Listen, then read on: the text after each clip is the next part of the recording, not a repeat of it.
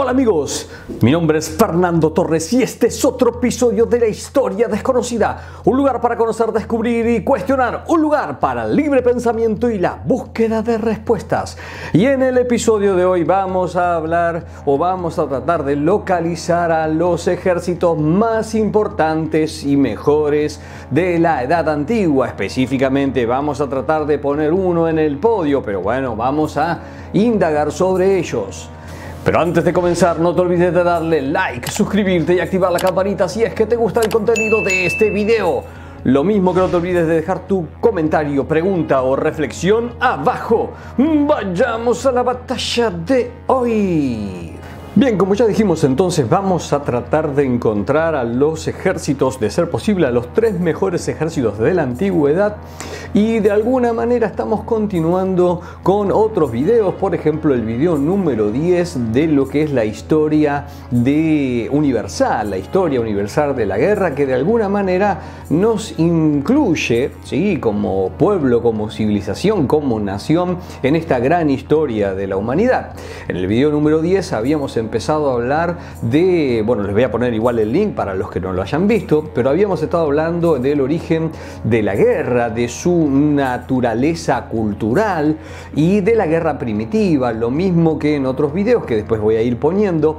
También estuvimos viendo cómo se fueron desarrollando las formaciones tácticas, pero lo cierto es que ahora vamos a ir directamente a lo jugoso de la médula espinal de la historia militar y vamos a ir por los mejores ejércitos de la antigüedad en este periodo que es el más largo de la historia de nuestra humanidad. Si tomamos la historia escrita solamente desde el 5500 antes del presente, con la aparición de la escritura, bueno, la Edad Antigua ocupa entre 3500 y casi 4000 años de esos 5500. O sea que estamos hablando de casi la totalidad. Y ahí vamos a encontrar a uno de los mejores ejércitos de toda la historia y el mejor de la antigüedad. Así que vayamos por ellos, amigos. Bien, y entonces si vamos a la antigüedad, lo primero que nos va a pasar como historiadores o como aficionados a la historia es que vamos a ver que toda la antigüedad fue una especie de sucesión de pueblos que se convertían en reinos y luego conquistaban a sus vecinos y se convertían en imperios. Es decir, que hay una sucesión de pueblos que va sacando al anterior y se van conquistando a sí mismos. ¿Cómo podríamos encontrar entonces al mejor si cada uno fue conquistando al otro? Bueno, aquí lo que habría que buscar es una especie de balanza entre la historia y lo militar y ver cuánto tiempo dominaba cada uno y sobre todo cuáles eran sus capacidades militares. Porque, por ejemplo, podríamos decir que el imperio egipcio es probablemente el más largo de la antigüedad. Si tomamos el imperio antiguo, el imperio medio y el imperio nuevo, estamos hablando, sumando inclusive a los periodos intermedios, de casi 3000 años de historia. Y si bien los egipcios son espectaculares y son de los más antiguos, y eso que no sumé al periodo protodinástico o prehistórico, pero tomando solamente el periodo histórico de esos tres periodos imperiales de este imperio egipcio, lo cierto es que fueron grandes guerreros, tuvieron un muy buen ejército o grandes líderes militares como el mismísimo Tutmosis III, del cual hablamos ya en el video 16. Les pongo el link si les interesa aparte para poder también verificar la historia de la batalla más antigua de la cual se tiene registro. Así que véanlo, está interesante, pero más allá de eso, los egipcios también fueron dominados y conquistados por muchísimos otros pueblos. Los hicsos en el primer periodo intermedio, los pueblos del mar, los babilonios, los persas, incluso los griegos y los romanos terminaron asentándose allí. Pero uno de los pueblos que los conquistó es probable que haya tenido uno de los ejércitos mejores de la antigüedad por muchísimas condiciones de las cuales ahora vamos a hablar. Me estoy refiriendo a los asirios. Los asirios eran un pueblo que estaban en la región del norte, en la región montañosa del norte del actual Irak, en lo que era la Mesopotamia asiática, y durante muchos siglos fueron conquistados por otros pueblos y tenían una vida muy dura. Pero lo cierto es que allá por el año o el primer milenio antes de Cristo formalizaron un verdadero imperio con una fuerza armada que durante 400 años diseminó muerte y destrucción y terror a lo largo de todos los lugares donde iban pasando. Sí, los asirios eran y fueron verdaderamente terribles oponentes y grandes guerreros. Pero aparte, en ese periodo, a partir del año 1000 a.C., lo cierto es que van a estar los principales reyes de este pueblo. Por ejemplo, Senaquerib, Tiglat-Pileser, el gran Sargón II o el sublime Asurbanipal. Por lo tanto, estamos viendo de que este pueblo va a tener grandes características, y como dice Mark Haley en su obra del Osprey Military, el capítulo que trata sobre los antiguos asirios, dice este autor: en términos de organización, eficiencia y eficacia, no hubo igual hasta la creación de las legiones de Roma. Y es que realmente los asirios van a traer una cuestión importantísima en el arte de la guerra. Allá por el reinado de Tiglat-Pileser III, en el 745 más o menos aproximadamente, este rey lo que va a romper con la vieja forma de hacer la guerra, porque hasta ese momento los ejércitos solían ser estacionales, es decir, que dependían del calendario agrícola. Y por lo tanto sus soldados eran campesinos, solamente se guerreaba en verano. Y bueno, justamente lo que va a hacer Tiglat-Pileser es crear un ejército permanente. Es uno de los primeros ejércitos permanentes de la historia. Y aparte, tengamos en cuenta que los asirios fueron también, además, de los primeros en usar caballos para la guerra y de los primeros en usar armas de hierro, o sea que eran tipos que tenían todas las ventajas en todos los sentidos, tipos duros, guerreros muy crueles, ya vamos a hablar de su crueldad, pero sobre todo aparte estaban imbuidos de la tecnología necesaria y esta idea del ejército permanente que rompe con el calendario agrícola de las guerras. Y por lo tanto va a permitir que la guerra se produzca, las campañas se produzcan a lo largo de todo el año. Y esto va a extender las fronteras de este ejército, que aparte el imperio egipcio va a ser, el imperio asirio va a ser el primero en dominar toda la media luna fértil del mundo antiguo, que era el máximo en cantidad de territorio del periodo. Hasta ese momento no había habido un imperio que lograra dominar la media luna fértil.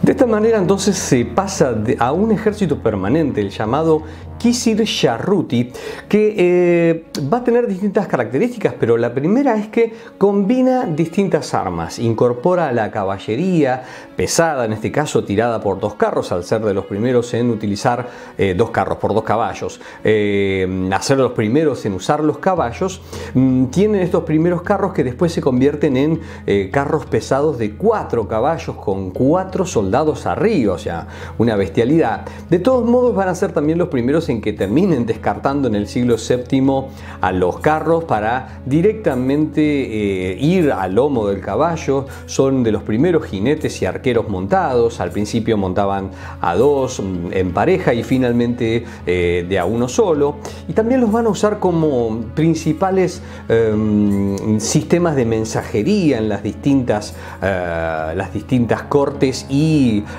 provincias del imperio. Y una cosa interesante es que estos arqueros montados, estos jinetes, usaban una ropa completa, inclusive en las piernas, llamadas catrafactas, que podemos decir que de alguna manera son uno de los inicios del pantalón. Pero es muy interesante porque este ejército tenía, aparte de los primeros en utilizar e incorporar las armas de asedio, la artillería, en los distintos tipos de asedios que se daban en la antigüedad. Y además tenía obviamente la base principal de estos ejércitos era la infantería.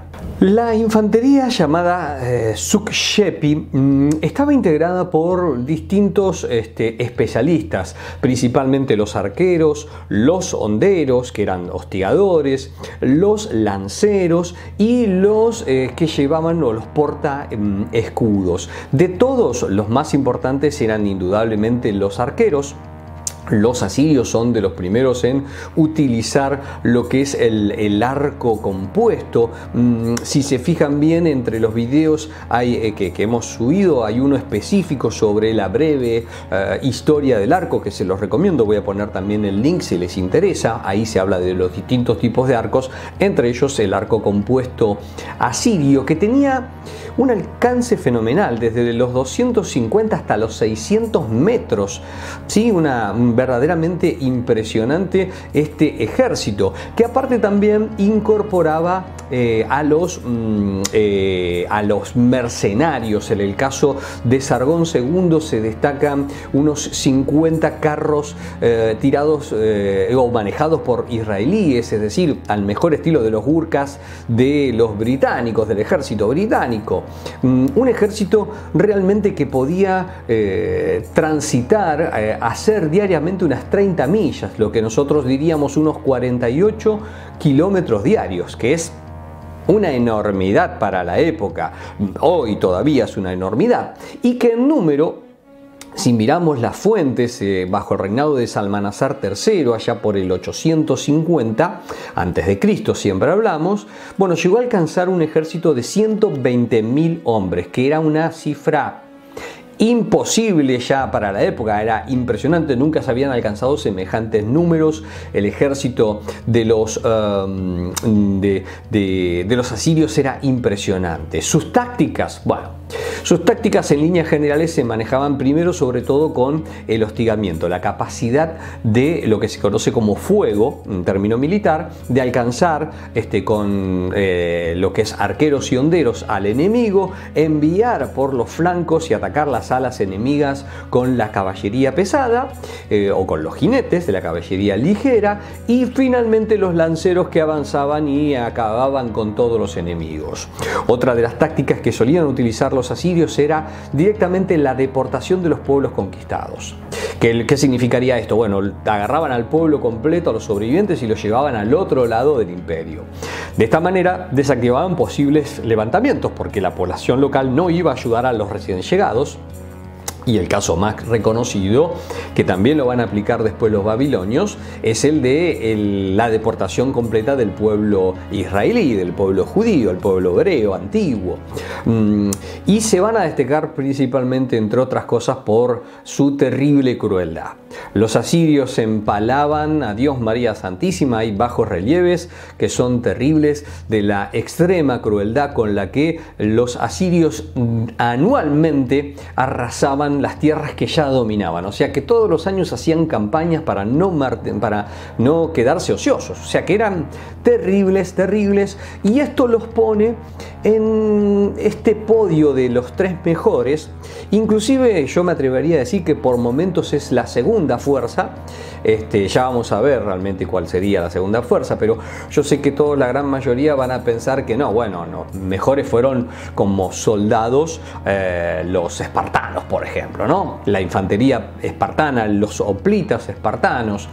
Y en parte sí es cierto, sí eran mejores guerreros en el plano individual y también en la falange. Pero el problema es que los espartanos no solían tener arqueros, o no usaban, si bien estaban los peltastas, en este caso los espartanos usaban algunos auxiliares, pero ellos combatían como una sola unidad, no usaban caballería, no solían hacer lo que sería guerras de asedio. Por lo tanto, el ejército asirio como idea, como ejército, por eso hablamos del mejor ejército, no del mejor combatiente o de los mejores combatientes, sino de una máquina de guerra total, fueron mucho más completos que los espartanos. En todo caso, y acá sí es el que le disputa, o los que les disputan realmente la segunda posición, son indudablemente la falange macedónica y todo el ejército macedónico, que acá sí estamos hablando de una falange primero que era superior a la espartana, porque tenían más profundidad, los famosos sintagmas de Alejandro Magno, y los lanceros que usaban, más que la lanza típica de Loplita, usaban la zaraza, la zariza es lo que yo a veces mando, la zariza, que tenía 6 metros, era una bestialidad, un verdadero puercoespín. Si les interesa, también hay un video que voy a poner el link, que está dedicado exclusivamente al origen de la falange a lo largo del tiempo y cómo fueron variando y sus componentes. No voy a entrar en tantos detalles porque no es la intención de este video, pero lo que me interesa en todo caso es que este ejército aparte estaba combinado con caballería. Alejandro Magno dirigía la caballería en las batallas, ¿sí? Los macedonios eran grandes jinetes, a diferencia del resto del mundo griego. Macedonia, Tesalia, al norte de lo que es la Grecia actual y la Grecia de entonces, era una zona muy pródiga en caballos. Pero aparte también tenían el arte de lo que sería el asedio. El asedio de Tiro, por ejemplo, por parte de Alejandro Magno, es una gran demostración. ¿Por qué? Porque en líneas generales, los ejércitos asiáticos, si bien van a ser para mí mejores que los ejércitos hasta ese momento, los griegos, o sea, los espartanos frente a los persas, muy probablemente, si bien tenemos alguna derrota persa, no eran una gran fuerza en cantidad. Los persas podían mover miles de miles, tal vez no tan exageradamente como cuentan las crónicas de Heródoto, que hablaba de 2 millones de soldados persas. Ya vamos a hacer algún video para desmistificar esos números exagerados. Lo cierto es que el ejército persa, en las mejores condiciones, eligiendo el campo de batalla con una buena táctica, podía vencer a los infantes pesados griegos. Lo que pasa es que los infantes pesados griegos en el choque ganan. La fuerza de los ejércitos asiáticos era los arqueros, disparar a larga distancia, producir el desgaste del enemigo. Maratón es la mejor prueba en donde los hoplitas llegan al alcance de los persas y los destrozan, ¿sí? En las guerras médicas, cuando se da esto, indudablemente son superiores.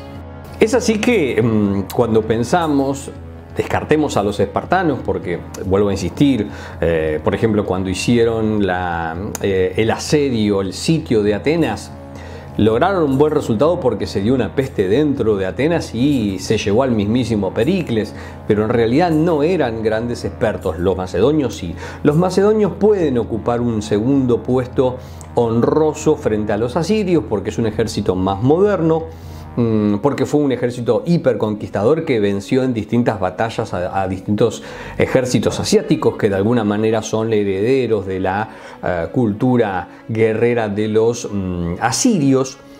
Pero acá tenemos que hacer entonces el puesto número 1, y el puesto número 1 está ocupado por, creo yo, el mejor de todos los ejércitos de la antigüedad, sin lugar a dudas, y uno de los mejores ejércitos de la historia completa. Me estoy refiriendo a los grandes y grosos romanos, a la Legión Romana. Los romanos son la verdadera máquina de la guerra en todos los sentidos. En su libro sobre los guerreros de la antigüedad, Martin Dougherty sostiene que desde una milicia reclutada según las necesidades para defender una ciudad, el ejército romano evolucionó hasta convertirse en la fuerza militar más eficaz del mundo antiguo. Bien adiestradas y magníficamente organizadas, las legiones podían derrotar casi a cualquier enemigo en el terreno. Y es que los romanos lograron adaptarse a los tiempos, lograron cambiar, lograron tomar de cada pueblo con el cual se enfrentaron. Ya vamos a ver que fue alucinante la cantidad de enemigos a los cuales combatieron, pero fueron tomando de cada uno, fueron adaptándose, fueron evolucionando.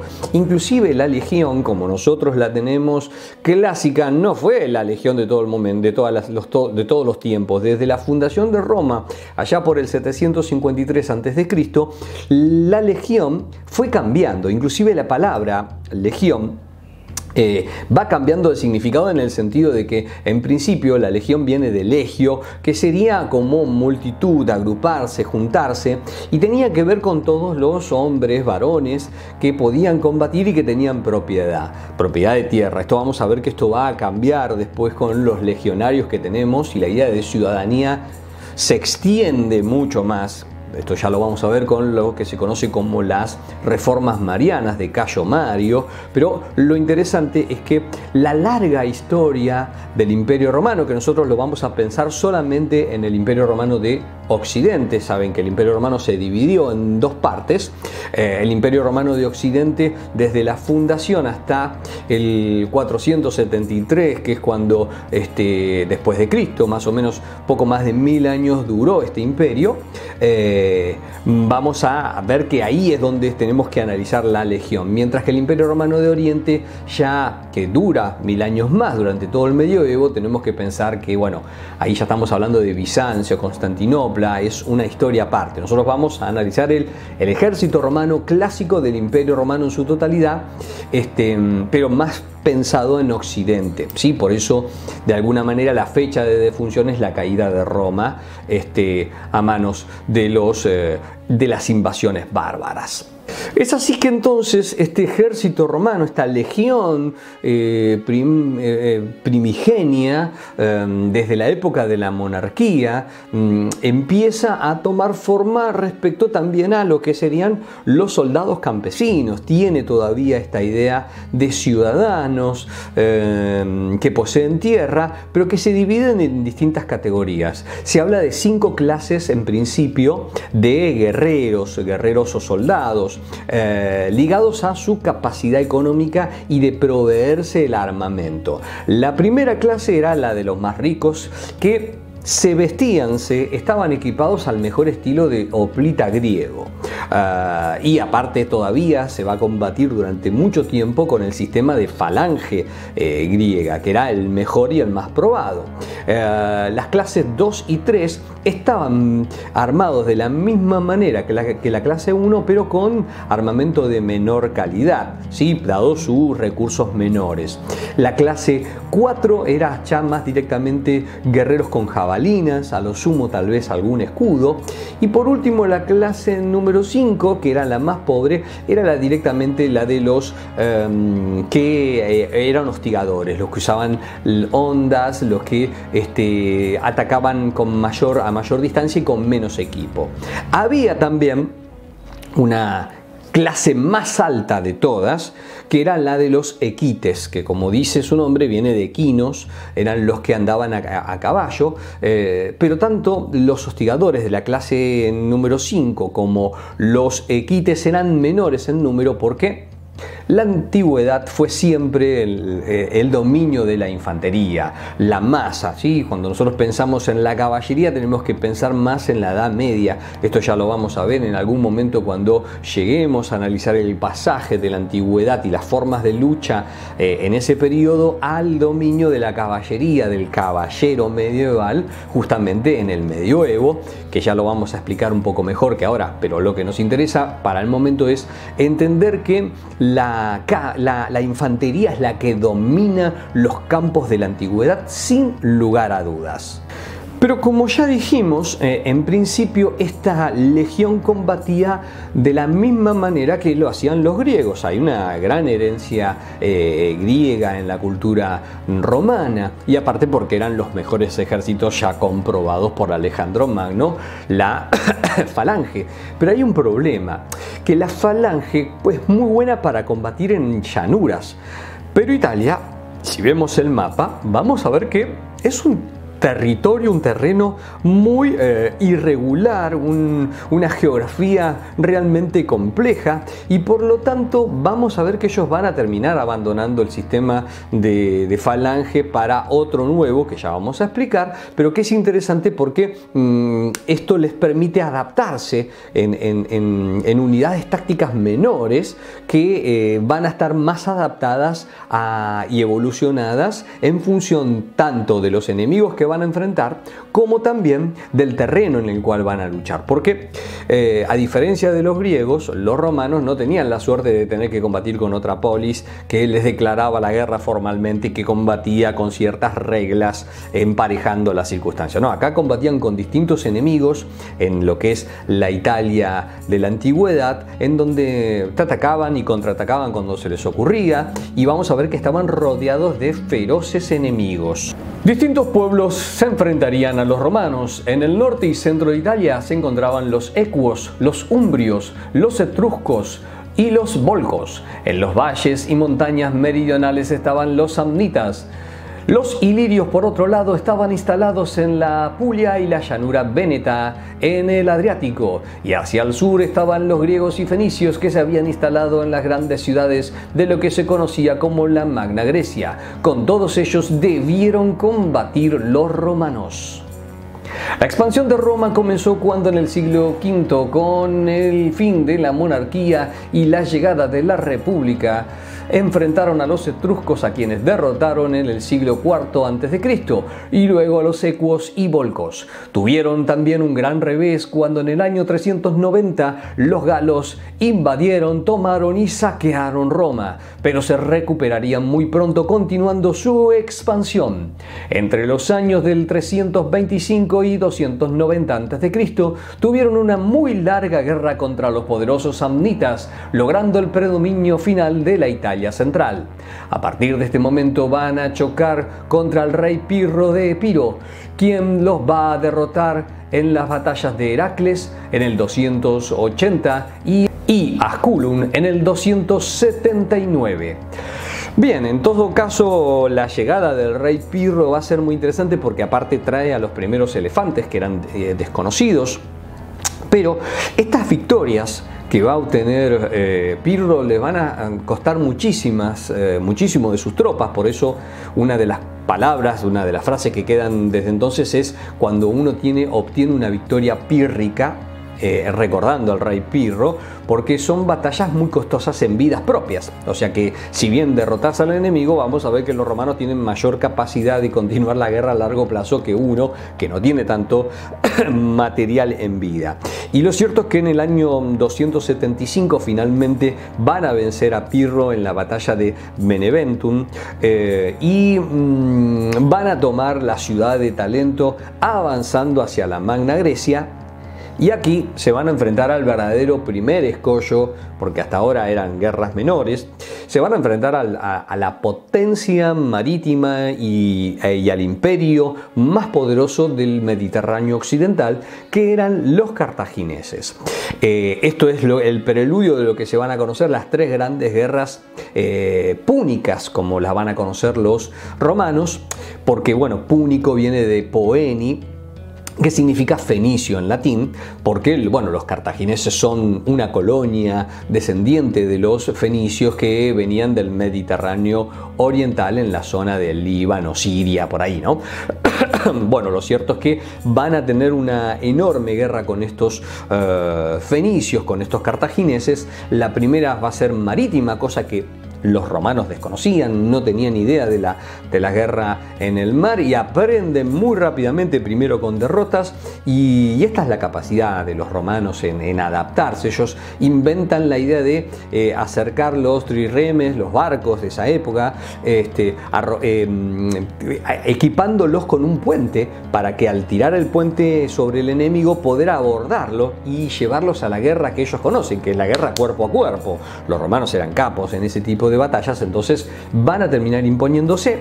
En la Segunda Guerra van a enfrentarse a uno de los grandes genios de la historia militar, que fue Aníbal Barca, que les va a prodigar también semerendas derrotas. Por ejemplo, la derrota de Canas, que según las cifras más exageradas hablan de 70.000 romanos muertos. Una bestialidad, pero aún así ellos se van a reponer y van a vencerlo con Escipión el africano en la batalla de Zama, y finalmente en la Tercera Guerra Púnica van a arrasar, van a buscarle el pretexto para arrasar finalmente con Cartago y adueñarse de los territorios del occidente del Mediterráneo, para empezar a direccionarse hacia Oriente, en donde van a enfrentarse también ¿por qué no también a los griegos en la batalla de Cinocéfalos, que ya vamos a comentar, que es el momento en que chocan las legiones contra lo que sería la falange griega? De esta manera vemos que los romanos se van a enfrentar año tras año, guerra tras guerra contra distintos enemigos, obteniendo más victorias que derrotas, pero aprendiendo de sus derrotas, tomando, si uno mira las fuerzas de los samnitas, mucho del equipamiento de los samnitas va a ser el equipamiento de los romanos, el gladio hispánico se lo van a tomar de los íberos, ¿sí? de ahí Iberia, España, Hispania, es decir, que van a ir tomando lo mejor de cada uno para formar su propio estilo, una cosa impresionante. Y acá está la clave, creo yo, de lo que hace que el ejército romano, del cual ya vamos a hablar de sus características, se convierta en el mejor ejército de la antigüedad.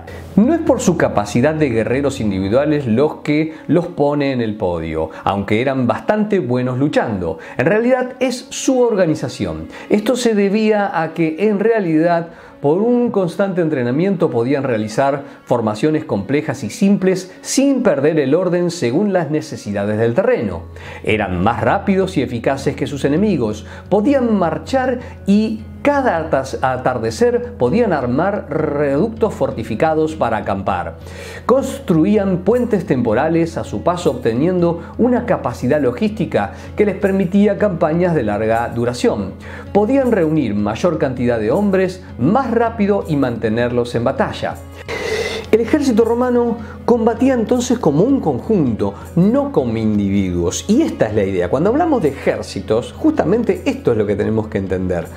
Combatir como una verdadera máquina que entiende el combate en grupo, a punto tal que son los romanos los que inventan un sistema básico del combate que es importante a tener en cuenta. Ellos entendían que el combatiente en el frente duraba pocos minutos, se cansaba obviamente, y al cansarse, olvídate. Entonces, ¿qué es lo que inventan? Inventan el sistema de relevos, es decir, se van sujetando y después de 2 minutos, al el silbato del oficial, retrocede el que está adelante, avanza el que está atrás, se turnan, ¿sí? Y esto lo hacen de forma constante, nunca se cansan.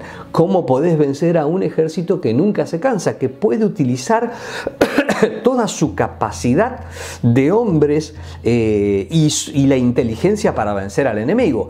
Esto es lo que lo empieza a hacer distinto al resto de las fuerzas de la antigüedad. Otra de las claves ligadas a lo anterior era su organización interna. En principio, si bien combatían en formación de falange, finalmente abandonaron este sistema por ser muy rígido para su territorio. Esto también estaba ligado al sistema republicano de gobierno, ya que sin reyes, ahora la república estaba gobernada por 2 cónsules asistidos por el Senado.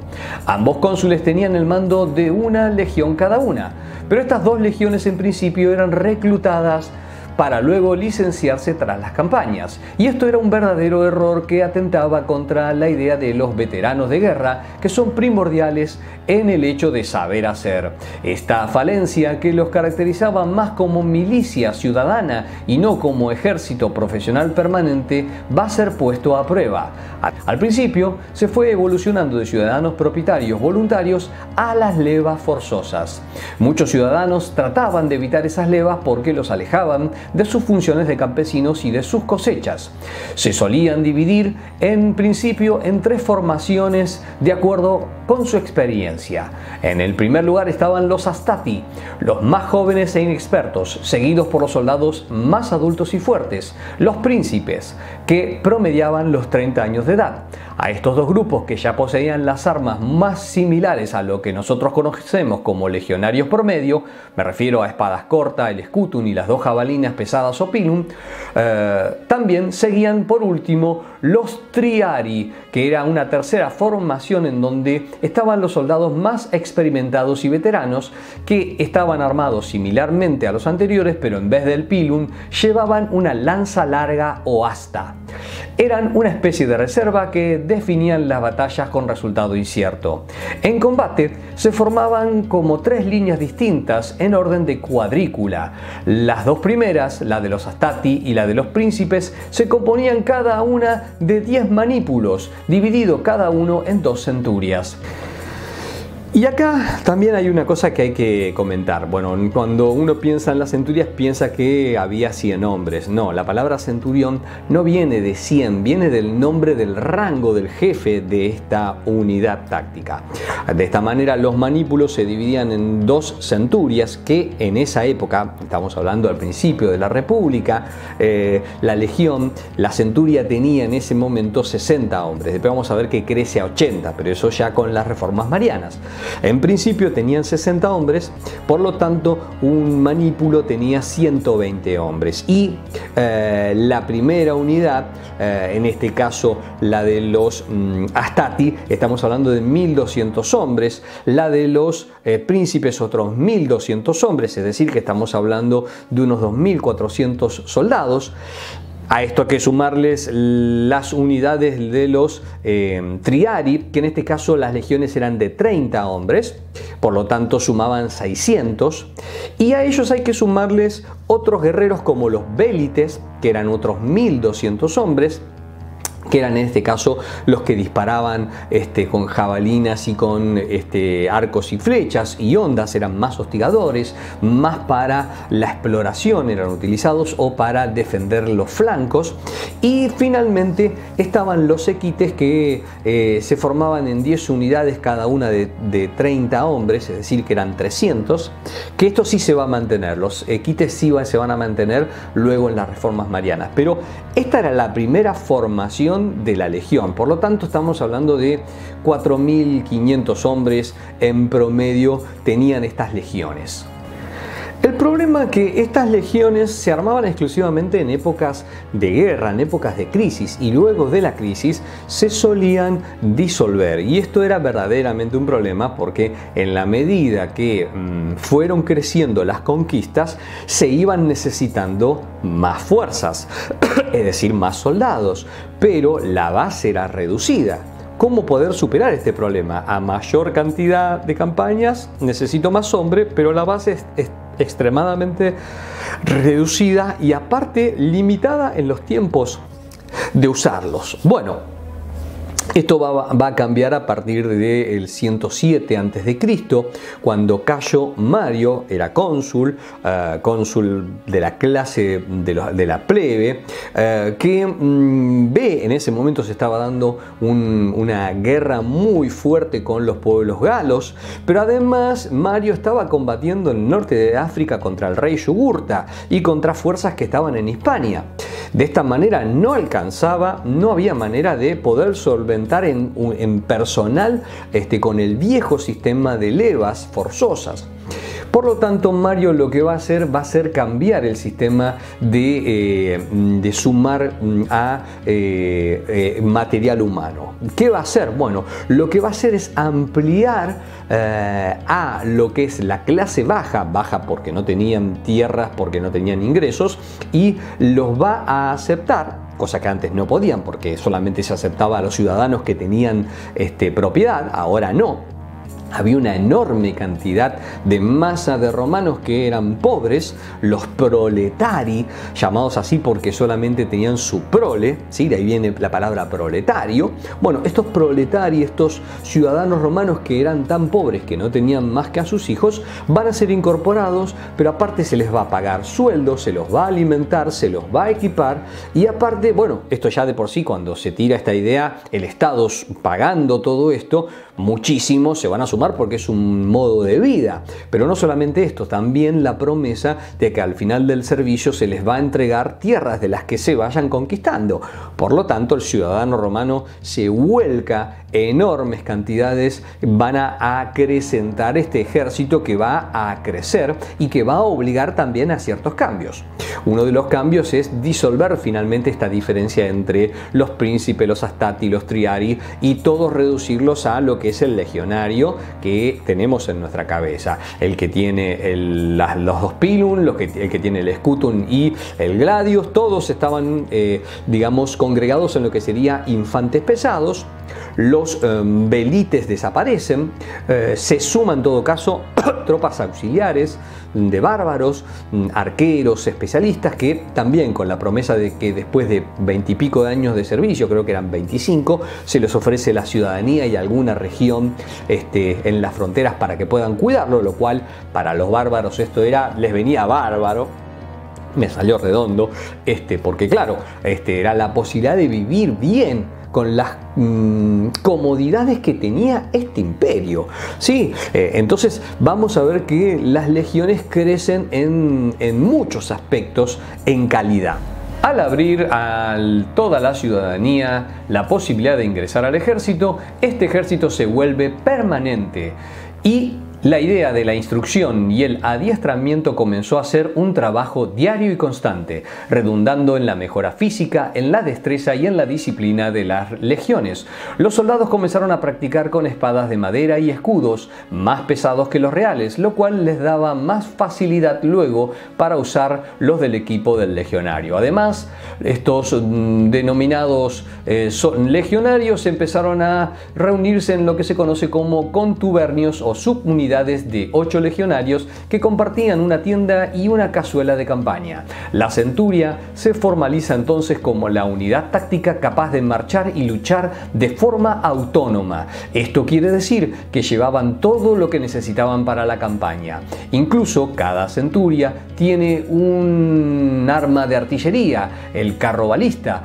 y cada cohorte una catapulta. Con todo esto, equipos completos y autónomos más reducidos, a aquellos soldados se los va a llamar las mulas de Mario porque podían llevar todo lo que necesitaban sin necesidad de otros como verdaderas mulas. Las centurias van a crecer en el número de personal de 60 a 80, apareciendo el sistema de cohorte, dividiendo ahora a la legión en 10 cohortes, cada una de ellas con 3 manípulos y cada manípulo con 2 centurias, es decir, cada cohorte con 6 centurias, es decir, casi 600 hombres, aunque los manípulos van a dejar de tener sentido entonces.